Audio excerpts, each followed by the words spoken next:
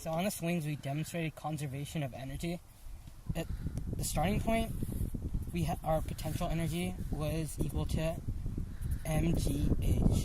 And then after we went down a distance of h, our kinetic energy was equal to our potential energy. So U was equal to KE, and then mgh was equal to 1/2 mv squared. And then once we got to the ending point, that was when we really saw, like, you could really see the conservation of energy in action, because once we got to the ending point, our height was back at the same point as it was at the start.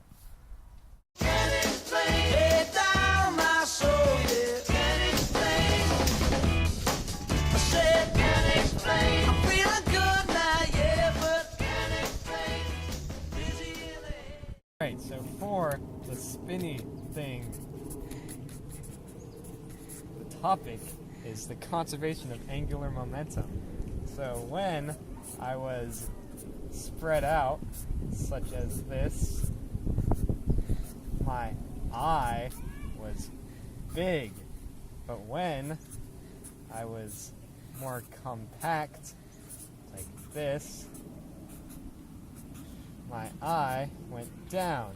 And because angular momentum equals I times omega, then as the I went down, the omega went up, and therefore my speed increased.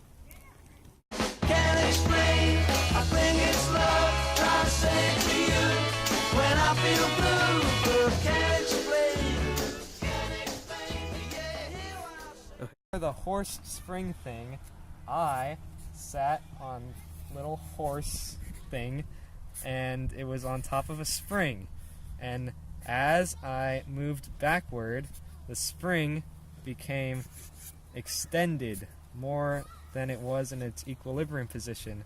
So that would be the extension in the distance x, and because of Hooke's law, which is F equals negative kx, there was an opposite force to the direction of extension, and it was related to the spring constant k, which on this contraption was rather large. And because of the force, it brought me back to equilibrium point like that, and because of momentum, I just kept oscillating.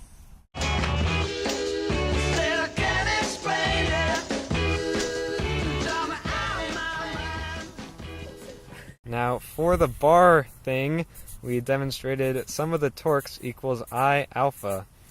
So we both hung on two sides of a pivot in the middle of the bar, and because torque equals F cross R, and because we have two different weights, we had to be at different radii so that our torques would be equal and cancel each other out, and therefore the net torque would be 0.